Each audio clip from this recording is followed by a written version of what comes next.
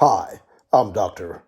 Alexis from the Slim Samurai Media Group 84, helping you to slash through sickness and offering you a slice of health and wellness. Topic today, my samurais and samurettes, is heartburn, what they're not telling us. Before I continue, don't forget to subscribe, click on the notification bell, like, comment, send to 25 of your friends. Let's begin. There are roughly 60 million people every month in just the U.S. alone that are affected by GERD, G-E-R-D, which stands for gastroesophageal reflux disease. Let me repeat that number again, because that's a big, big number. At least 60 million Americans are affected monthly by gastric reflux disease. Now, we also call this, layman's terms, acid indigestion.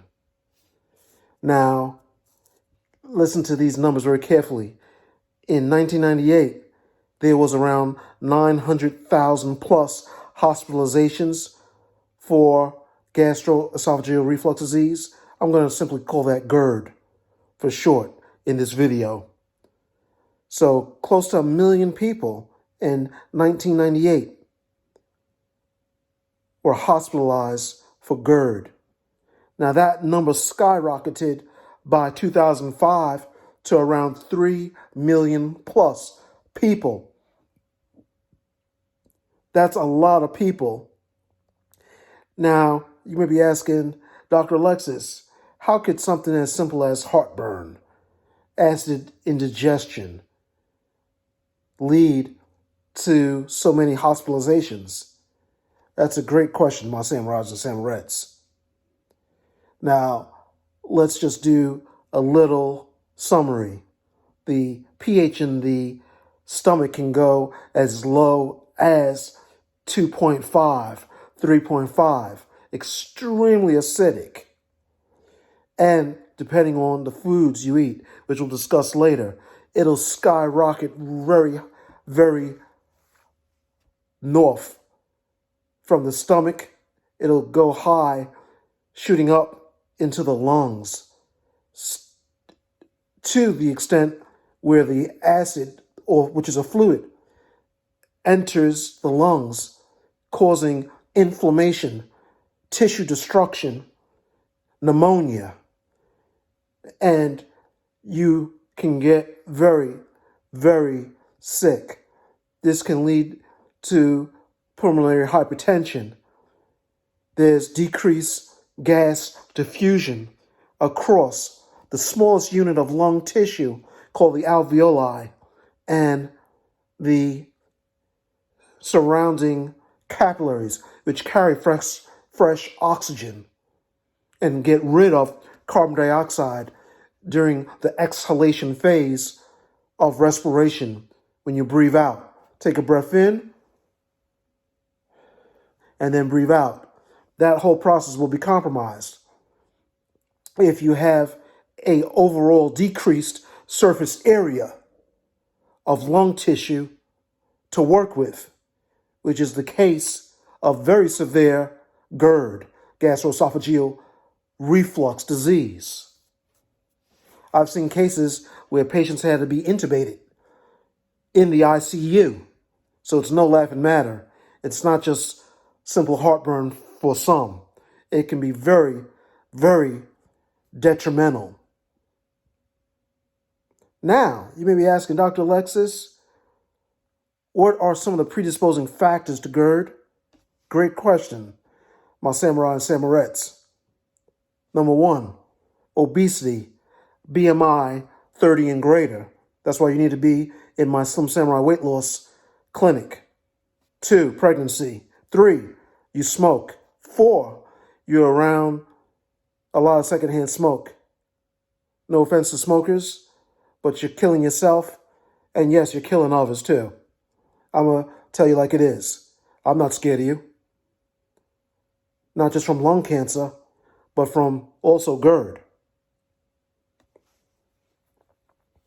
Now, many people brush off GERD and don't even consult a healthcare professional to get symptomatic treatments. Now, a 2004 systematic review estimates 15 to 30% of the U.S. population has GERD. So that's a pretty significant number. Other things that can trigger GERD are fatty foods, fried foods, chocolate. I still recommend you to get dark chocolates because of the antioxidants, but everything has a side effect, unfortunately. Coffee contributes to GERD, carbonated beverages, and alcoholic beverages as well, and even eating foods late into the night, even if they're not on this list, can also sometimes trigger GERD. Some dairy products. Now, some medications also can trigger GERD.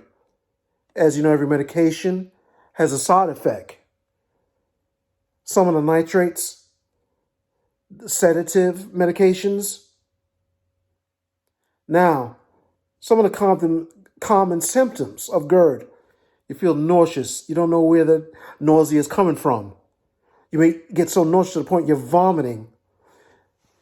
There can be a silent GERD that's coming up and it's triggering the area postrema in the brain, which is the vomiting centers of the brain.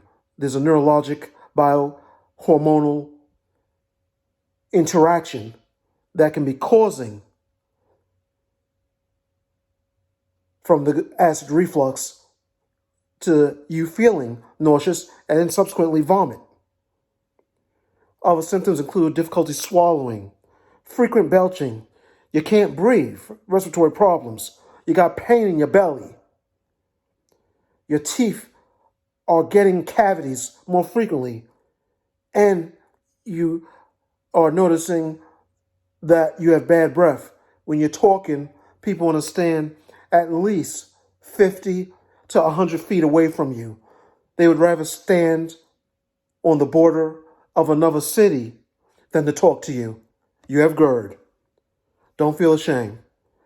You can get treated. Now, you may be wondering how to diagnose this disorder. When it gets to the point where it gets so bad, but you can't swallow, you can't breathe. What you want to do is go for endoscopy. This is where the doctor can view the esophagus, stomach, get tissue samples via biopsy. Other tests to get are upper GI series, X-rays. These are taken usually after a barium swallow. This procedure will find ulcers, hiatal hernias, and other gastrointestinal problems. Now, there's esophageal monitoring where they'll measure the acid levels in your esophagus for 24 hours. This is quite effective. There's manometry, which measures the rhythmic muscular contraction that occurs in your esophagus when you swallow.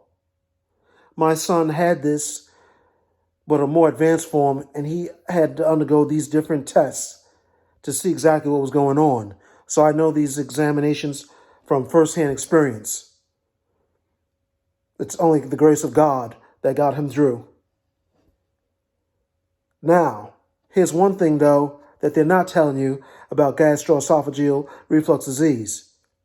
Now, I know that there's antacids out there, there's proton pump inhibitors, there's H2 blockers. These generally can work anywhere from 30 minutes to kick in to as long as 24 hours later. That's quite a while after you had that chili con carne taco and your throat and chest has been touched by the lava flames of hell.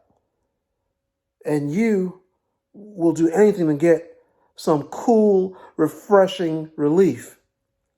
There's something that will work within 10 seconds, literally. I suffered for at least the past 25 years from gastroesophageal reflux disease, GERD. One night at 2 o'clock in the morning, I felt my belly gurgling. Next thing I knew, acid shot up, it came out of my nose, went into my lungs. I laid gasping for breath on the floor for about 10 minutes. I was in tears. I was crushing my fist against the floor as I could not breathe. I blacked out for a second, but I came through. Yes, it's that serious. It's not a laughing matter. Then I came across this one thing that worked. I used to be on these other medications, some of which can cause you cancer. I'm not mentioning their names because they don't need to be mentioned in my video. I don't need any company saying, "Oh, you said this about our products. We're coming after you." Don't need that. But suffice it to say, I stumbled across this one organic food that's also a prebiotic that took my reflux away in 10 seconds, not 10 minutes. I said 10 seconds. Listen carefully, samurais and samurettes. To get the most out of this video, please listen carefully. It gave me relief in 10 seconds, and it lasted for at least the next 8 hours until 8 o'clock in the morning, and the sun was up. This really works well. To find out what it is, I need you to go to https://www.slimsamurai.com/ and book a one-on-one consult with me, and I'll let you know this product that works for me in 10 seconds. I battled with reflux for a quarter of a century, for at least 25 plus years, until I came across this organic substance.